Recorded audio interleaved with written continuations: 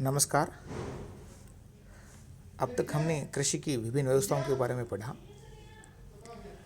विठल सिंह महोदय ने अपने प्रथम प्रयास के द्वारा जो एक प्रपत्र major agricultures regions of the earth में annals of association of American geographer में प्रकाशित कराकर कृषि प्रदेशों के निर्धारण में 5 महत्वपूर्ण तथ्यों को माना। उनके अनुसार ये 5 जो विशेषताएं हैं वो ये हैं कि किस तरह से पृथ्वी की कृषि व्यवस्थाओं को 5 विशेषताएं अपने आप में प्रभावित करती हैं। पहला यह कि फसल और मवेशी का जो साहचर्य होता है वो अपने आप में एक दूसरे को प्रभावित करता है। दूसरा, फसल के उत्पादन में प्रयुक्त जो विधियां होती है और पशु उत्पादन है वो किस तरह का है, यह भी कृषि को मुख्य रूप से प्रभावित करती है। तीसरा, भूमि पर श्रम है, पूंजी व संगठक है, विषयक साधनों के प्रयोग की जो सघनता और परिणामजनक उत्पादन है वो किस तरह का होता है वो उसमें शामिल किया है। उपभोग हेतु पदार्थों का निपटारा, चाहे वो निर्वहन हेतु हो अथवा फार्मिंग अथवा नगदी हेतु विक्रय के लिए या किसी अन्य सामान में प्रयुक्त होने के लिए हो, उनको भी इसने शामिल किया है। पांचवा जो आखिरी है, कृषि क्रियाओं के जमाव और सुविधा हेतु प्रदान करने हेतु जो विन्यास संयोजन है वो किस तरह का है। इन 5 तथ्यों को मुख्य रूप से महत्वपूर्ण रूप से डी विटलसी ने अपने कृषि प्रदेशों के विभाजन में मुख्य रूप से इनको शामिल किया है। इन आधारभूत जो 5 कार्यकर जो स्वरूप हैं उनके अनुसार हम ये अवलोकन किया है कि इनके मापन और अवलोकन का जो प्रयोग करके इनको परिणाम बोधक के रूप में परिभाषित किया और कृषि प्रदेशों की सीमाओं का निर्धारण मुख्य रूप से किया। हम देखते हैं कि जनरली इस तरह का जो कार्य होता है भूमंडलीय स्तर पर ये कठिन कार्य होता है, क्योंकि अनेक क्षेत्रों में जो सूचनाएं होती हैं वो पर्याप्त रूप से उपलब्ध नहीं होती है और वहाँ जो कृषि गणना करना भी किसी भी रिपोर्ट एक कठिन कार्य होता है और रिपोर्ट भी जो वहाँ की रिपोर्ट होती है वो भी पहुँच के मुख्य रूप से बाहर होती है।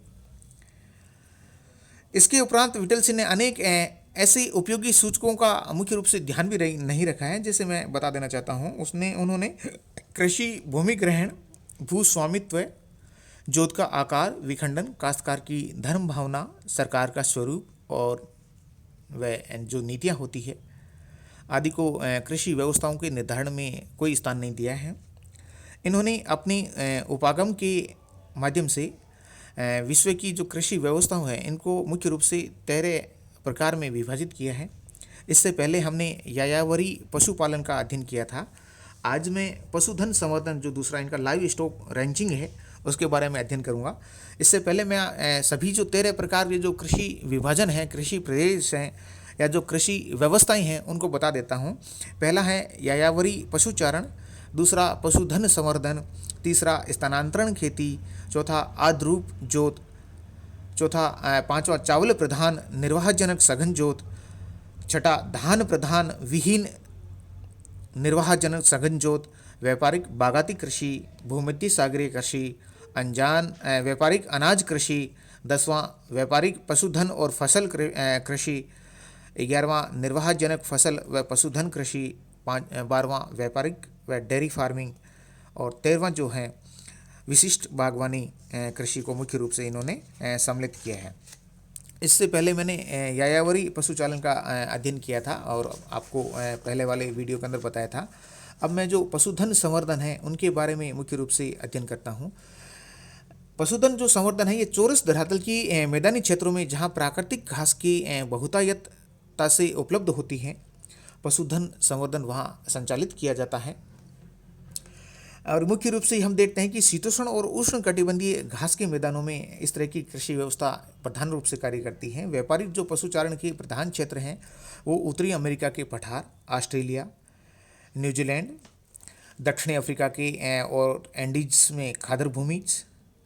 शीतोष्ण घास के क्षेत्रों में देखें तो औसत वार्षिक वर्षा 25 से 75 सेंटीमीटर मुख्य रूप से पाई जाती है, परंतु वहाँ ऋतुवार घटत बढ़त बहुत अधिक देखने को मिलती हैं। फिर हम देखते हैं कि एक रेंज से दूसरे रेंज में जो आवागमन है सामान्य घटना है, परंतु पहाड़ी भागों में दूर की चारागाहों में गर्मी सर्दी के मौसम में चढ़ना उतरना भी मुख्य रूप से इनको होता है। और जो रेंज होती है इनका जो स्थायी स्थायी टिकाऊ स्थान है। रेंज की प्रथा यूरोप से है और पर्यावरण के प्रति अनुकूल हेतु मुख्य रूप से अपनाई जाती है। हम देखते हैं कि इस व्यवस्था में विस्तृत कृषि अपनाई जाती है। जब चारागाहों के में प्राकृतिक घास की कमी हो जाती है तब रेंजों में चारा उत्पन्न किया जाता है और यहाँ चारे की अच्छी मात्रा की पूर्ति के साथ साथ जल संरक्षण और पशुओं के निगरानी हेतु मुख्य क्रियाएं होती हैं। इन्हें फार्म उपज में वृद्धि भी प्राप्त होती है। इसी तरह हम देखते हैं कि उत्तरी अमेरिका के शीतोष्ण के घास के प्रदेश प्रेरीज हैं। संयुक्त राज्य के पश्चिमी भागों में, कनाडा के मैदानों में, उत्तरी अमेरिका में मुख्य रूप से ये पाए जाते हैं और यहाँ पर विश्व का अत्यंत प्रगतिशील व्यापारिक पशुचारण प्रदेश स्थित है। प्रेरीज में थोड़ी वर्षा में ही छोटी तिनकों वाली घास पर्याप्त रूप से उत्पन्न हो जाती है। जब हम देखते हैं कि यहाँ सीमित वर्षा जो वर्षा है अत्यंत घटत बढ़त मुख्य रूप से दर्शाती है और कभी कभी कई वर्ष तक सूखे व्यतीत भी यहाँ निकल जाते हैं। इससे उत्पन्न जो दुर्भिक्ष की जो स्थिति में होती है, फसल उत्पादन में मुख्य रूप से बाधा उत्पन्न होती है। प्रेरीज घास की कुछ ही अच्छी स्थिति के क्षेत्रों को छोड़कर यहाँ शुष्क कृषि के प्रयास भी प्राय आर्थिक लाभ के नहीं होते हैं और हम देखते हैं कि जलवायु संबंधी जो बाधाओं के कारण ये घास के मैदान है पशुचारण के अतिरिक्त अन्य किसी दृष्टि से उपयोगी नहीं होते हैं। फिर हम देखते हैं कि जो प्रेरीज घास के मैदानों में प्रत्येक 1000 एकड़ से भी बड़े सहस्त्र रेंज होते हैं जहाँ पशुओं को रखने और बाड़े से संबंधित उनके फसलें छोटी छोटी उत्पादन किए जाते हैं। हियरफोर्ड नस्ल की सफ़ेद मुखी मवेशी और काली व सफ़ेद फ्रीजियन गायें, जर्सी गायें और उत्तम नस्ल वाली भेड़ों को अति उत्तम कोटि का ऊन अच्छी मात्रा में ये मुख्य रूप से इन क्षेत्रों में देती है।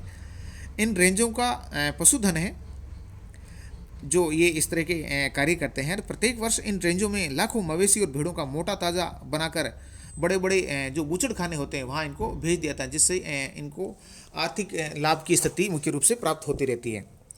दक्षिण अमेरिका में जो पशुधन संवर्धन है अर्जेंटीना, यूरुग्वे और दक्षिणी ब्राज़ील की शीतोष्ण घास के मैदानों में मुख्य रूप से प्रचलित हैं।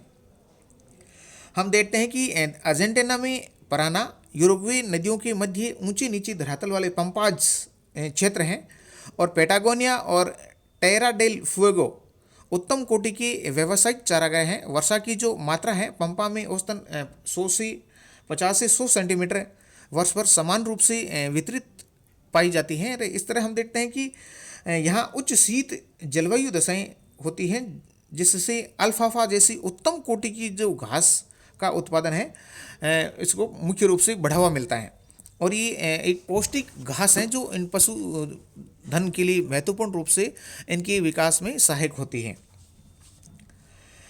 इस तरह जो अनुकूल परिस्थितियों में रेंज के बसे लोगों को पशुचारण उद्यम जो व्यवसाय है जो स्तर है इनका काफ़ी उच्च होता है। रेंजों का जो बाड़े बनाकर इनको घेरा गया है और एक दूसरे से अलग रखा जाता है। इससे पशुओं को परस्पर मिलने भी नहीं दिया जाता है।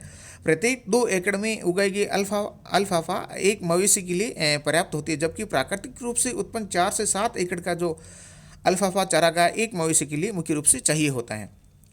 फिर हम देखते हैं कि जो शीतोष्ण पशुचारण के व्यापारिक क्षेत्रों की समस्याओं में कभी कभी हम देखते हैं कि शीतकालीन सूखा पड़ने और मवेशियों का रोगग्रस्त हो जाने का भय मुख्य रूप से यहाँ बना रहता है।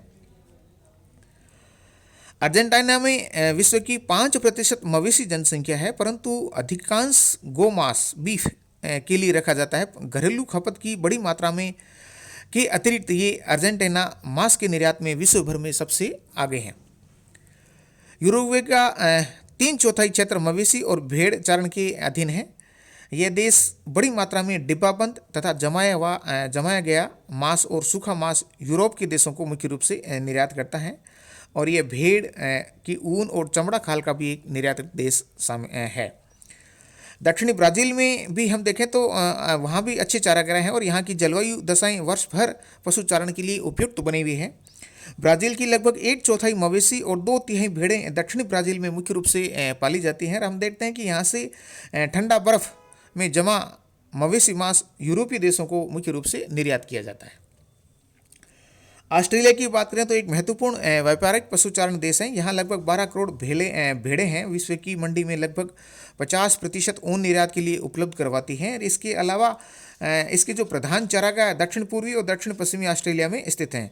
ऑस्ट्रेलिया की न्यू साउथ वेल्स, विक्टोरिया और दक्षिण ऑस्ट्रेलिया प्रांतों में उत्तम नस्ल वाली भेड़ें मांस के लिए यहाँ के प्राकृतिक चारागाहों पर में तैयार की जाती हैं। और ऊन प्रदान करने वाली भेड़ें यहाँ के पर्वतों के पश्चिम में स्थित क्वींसलैंड और पश्चिमी ऑस्ट्रेलिया के अर्धशुष्क घास के प्रदेशों में मुख्य रूप से पाली जाती हैं।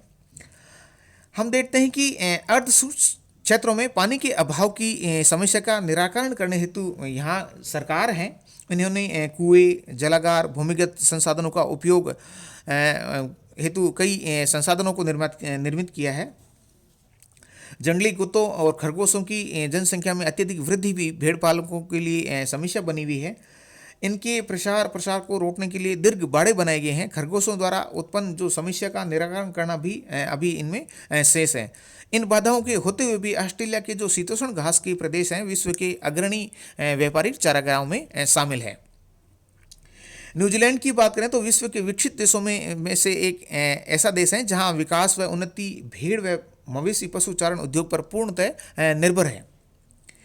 प्रत्येक व्यक्ति के पीछे न्यूजीलैंड में लगभग 20 भेड़ें और 2 मवेशी हैं। यहाँ वर्ष भर वर्षा का अच्छा वितरण देखने को मिलता है। यहाँ की शीत और आर्द्र जलवायु में भेड़ें और मवेशी के लिए अपार घास और जल उपलब्ध हैं। यहाँ के सम तापक्रम में वर्ष भर पशुओं को मुख्य रूप से चराया जा सकता है। यहाँ का जो पहाड़ी धरातल है मांस व ऊन प्रदान करने वाली भेड़ बकरियों की अच्छी नस्लों के लिए स्वास्थ्यवर्धक है, जिसके कारण यहाँ इनका मुख्य रूप से पशुओं का मुख्य उत्पादन भी मतलब विकास में सहायक है। फिर हम देखते हैं कि यहाँ के मवेशियों को विशाल खुले रेंजों में न रखकर छोटे छोटे फार्मों पर अच्छी निगरानी रखने की दृष्टि से पाला जाता है और उन्हें सावधानी सहित चारे पर उत्तम कोटि मांस के लिए तैयार किया जाता है। फिर हम देखते हैं कि विश्व की भेड़ों में मांस निर्यात मात्रा का 2/3 की पूर्ति अकेला न्यूजीलैंड करता है। यह देश मवेशी मांस और मक्खन का महत्वपूर्ण निर्यातक देश न्यूजीलैंड शामिल रहता है। दक्षिण अफ्रीका में पठार के दक्षिणी छोर पर हम बात करें तो शीतोष्ण घास का प्रदेश स्थित है। यह विस्तृत समतल क्षेत्र प्रतिवर्ष 35 से 75 सेंटीमीटर ग्रीष्म ऋतु में प्राप्त करता है। इस क्षेत्र का भेड़ चारण मुख्य धंधा है। यहाँ से मवेशी का मांस व अन्य मवेशी पदार्थों का यूरोपीय देशों को मुख्य रूप से निर्यात किया जाता है। लेकिन इनके साथ पशुचारण संवर्धन की अति समस्याओं से ग्रस्त हैं। कभी कभी इनके क्षेत्र अकाल ग्रसित भी हो जाते हैं। यहाँ के पशुओं की नस्लों की सुधार और अतिचारण पर रोक व जल संरक्षण पर ध्यान देना बहुत अधिक आवश्यक है। इन सुधारों से ही इन क्षेत्रों को पशु पदार्थों के लिए विश्व व्यापार में इनका योगदान को विकसित करना संभव हो पाएगा। धन्यवाद।